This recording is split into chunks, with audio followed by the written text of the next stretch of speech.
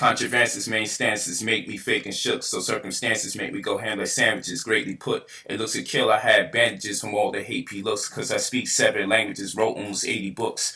No more living with mouses and rags plutter. Just caught my little girl some blouses in they bags leather. Polygynous.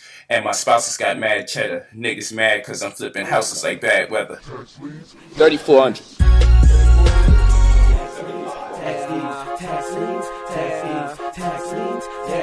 I'm caking off of these houses. Tax liens, tax liens, tax deeds, tax liens, tax deeds. I'm caking off of these houses. I'm caking off of these houses. I'm caking off of these houses. I'm caking off of these houses. Tax liens, tax deeds. I'm caking off of these houses. I'm caking off of these houses. I'm caking off of these houses. Tax liens, tax deeds. Hey, there's my birthday. Caking off of these houses. Smoking on exotic, cursing out my account. Tablet bag, red jasper on my dashboard. When it comes to this cash, all I gotta do is just ask for it. Pass me mine, that alkaline, you know what I'm sipping. Since my niggas knocked me conscious, my universe is spinning. What you scared for? You scared, boy? You already know I flex. Swinging real low, juicing up that solar plex. Think of me, dinosaur. You a mouse, nigga, something on you hard. Rich came in your house, nigga. I lean on them, then put a lean on them. Alright, this is another Covenant testimonial video that we're going to share with our online community. I want everybody to introduce themselves first and foremost. Of course, I'm serving the illustrious Supreme Grand Ample Session of the Covenant community and my lovely wife, Nisu Ted. I'm in that center, Tumre. We're here interviewing Salam Muhammad Ali. That's right. My wife. Amika Ali. This is Emmanuel Asar Ali. Should let him speak for himself. And on this side, to our left, Jamal Bey. Alexandria Bay. that's right, his lovely wife. And This is Osar, 5 days old. Osar Bey. Can't see his face, but he's there. alright, so there's two main things we want to hit on today, and that's the fact that New Covenant culture, we're real big, and on this we implore that we have home births in our community for a number of reasons. Of course, the couple right here has had a home birth. How was the experience in contrast to a hospital birth? It was beautiful. I mean, I've never had a hospital birth, but all the information that I had in comparison, I knew that there was no other option. You know, we didn't have the experience of being pushed with drugs or all those hospital interventions. It was a very holistic experience. We took CMOS instead of synthetic prenatal pills. We had a Doppler, so we didn't have a lot of what are those, ultrasounds. And then with the actual home birth, we had the experience of being able to walk around, and I could lay down, birth in the tub, just however was comfortable for me. And I know at a hospital, they lay you down, and you just have to do whatever the nurses and the doctors say. So we had a lot of control in the home birth. So it was a beautiful experience. That's powerful. So this one right here, he's Yeah. blessed. Yeah. This is the product. Yeah, this is the product. So to speak, he's brilliant, he's strong, you can tell. And what's going on with y'all? You just recently had this baby. How long ago? Tuesday. February 26th, 3:38 in the morning. Actually, while you guys were at the auction, I was in labor, basically. Wow. And the labor was nice and slow to wait for Daddy until he was finished so we can come here and have it right. And I think that one of the most important things about highlighting why we need to do home births in our community is because we don't get the kind of quality care we need in the hospital as Black women.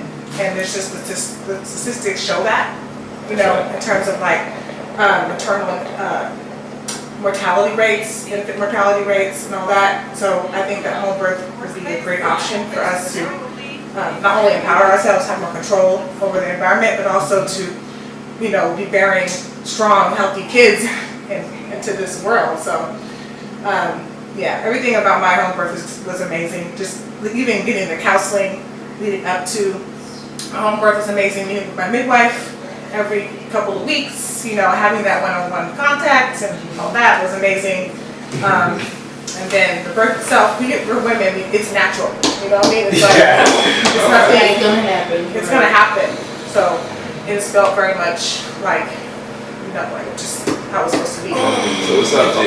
Did the brothers gain weight and have symptoms? Yeah. I know.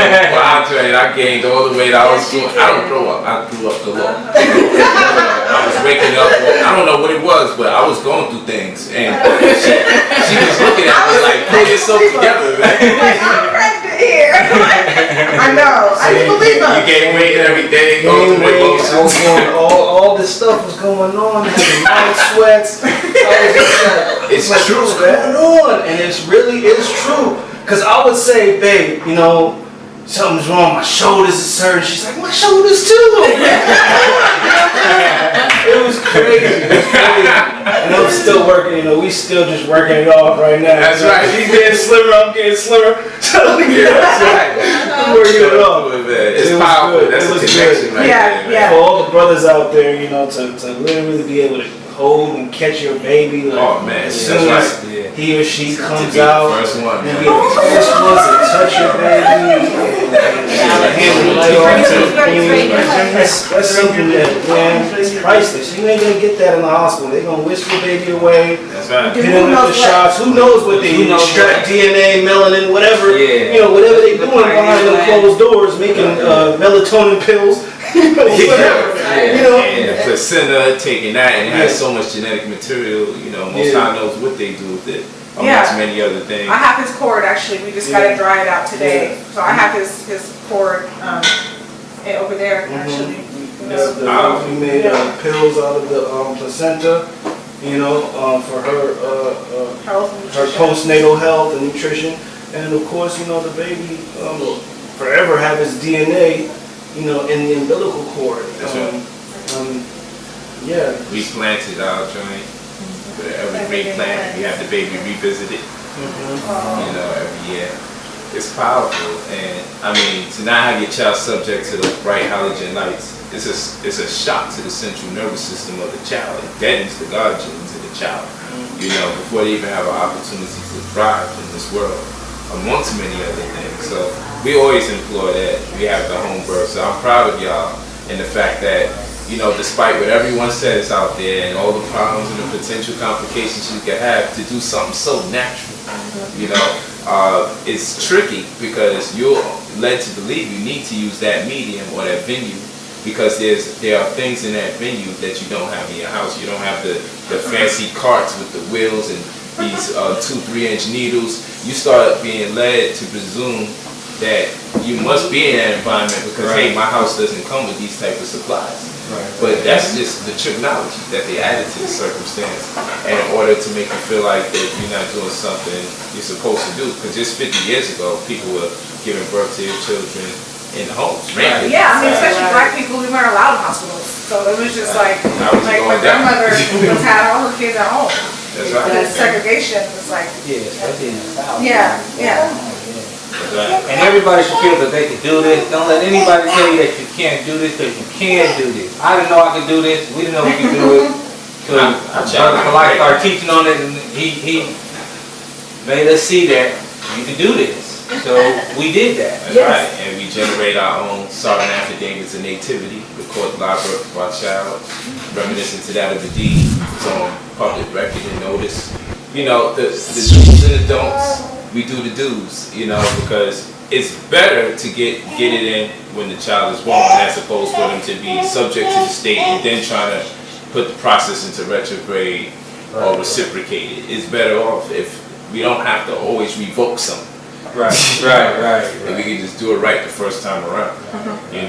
So that's powerful. And you mentioned that while he was at the auction, obtaining properties, you was in labor. That's a powerful story to tell the child that you was engaging.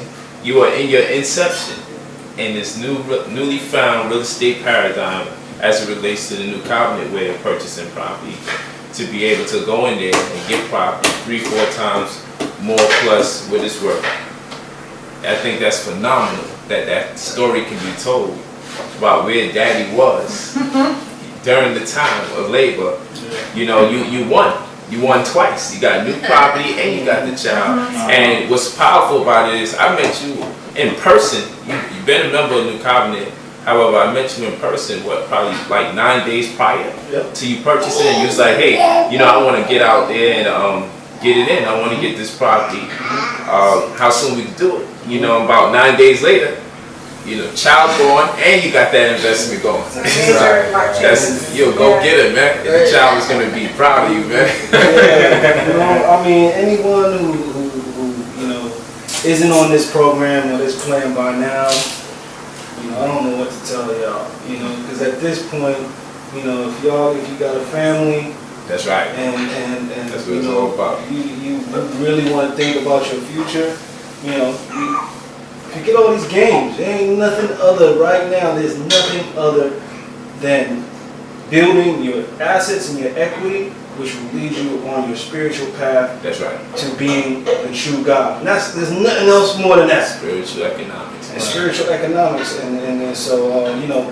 New Covenant, Brother Polight has embraced me as if I'm family, and likewise. Because you are. That's right. You know, and so you know, we in my house right now.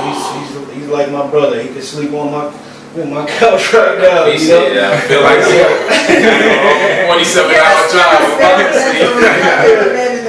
That's right. So we embrace that, man. My brother right here, and you know, y'all doing a great thing, and many exceptional tasks in New Covenant. And you also got a chance to experience the auction and leave out there with an asset. And I want you to expound on how you feel. First of all, what was the demographic of the room? Like, what was the racial structure of the room when you was in there? I would say at least 60% was Asian. Where, yeah, they were in their... They was in the building. Yeah, they were in the building, and then maybe another,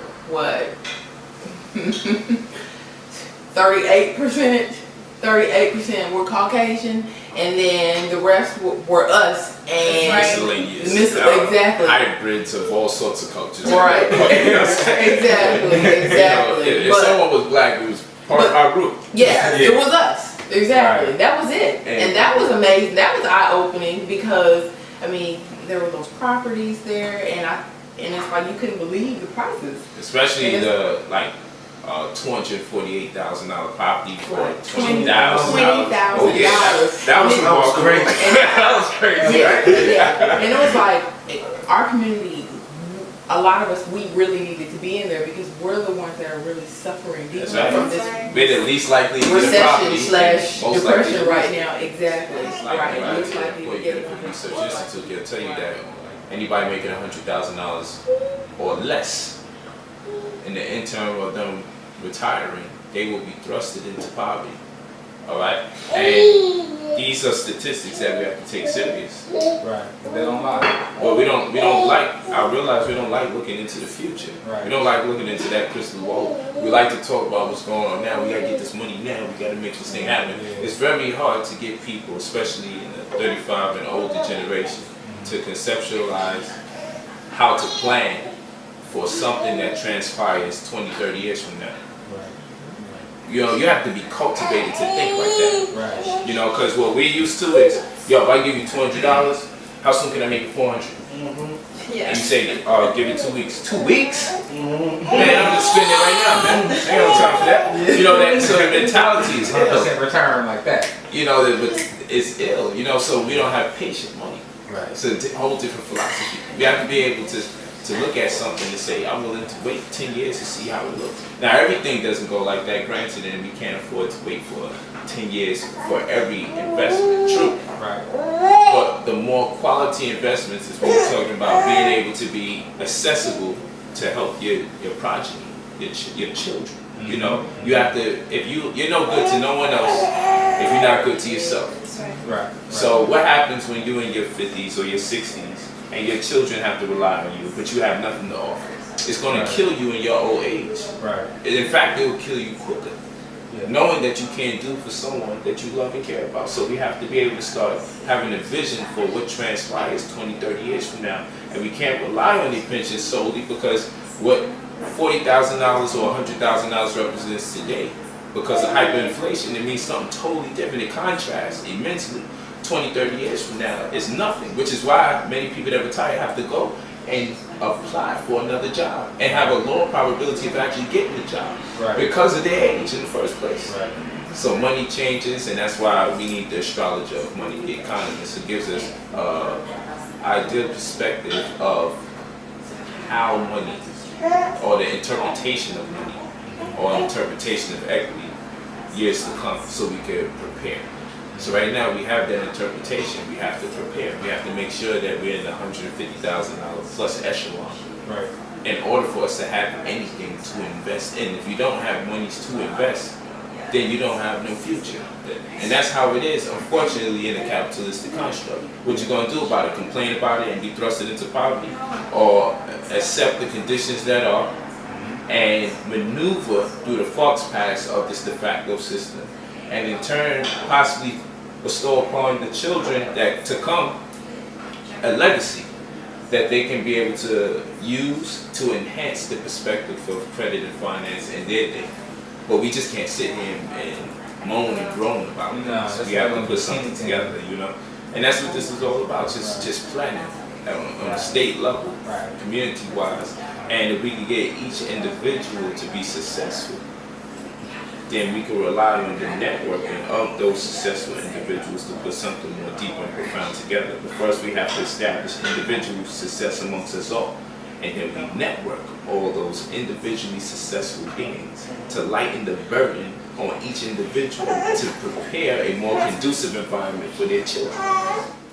Controversies, main stances make me fake and shook, so circumstances make me go ham like sandwiches, greatly put. It looks a kill, I had bandages from all the hate he looks, cause I speak 7 languages, wrote almost 80 books. No more living with mouses and rags plutter, just caught my little girl some blouses in they bags leather, polygynous. And my spouses got mad cheddar, niggas mad cause I'm flipping houses like bad weather. Tax liens, tax deeds.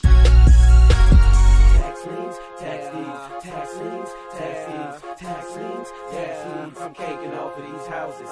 Tax liens, tax deeds, tax liens, tax deeds, tax liens, tax deeds. I'm caking off of these houses. I'm caking off of these houses. Wow. Caking off of these houses. Wow. I'm caking off of these houses. How? Tax liens, tax deeds. I'm caking off of these houses. Wow. I'm caking off of these houses. Wow. I'm caking off of these houses. How? Tax liens, tax deeds. Hey, there's my birthday. Caking off of these houses. Smoking on exotic. Cursing out my account. Yeah. Top lead bag. Red Jasper on my dashboard. When it comes to this cash, all I gotta do is just ask for it. Pass me mine, alkaline. You know what I'm sipping. Since my niggas knocked me conscious, my universe is spinning. What you scared for? You scared, boy.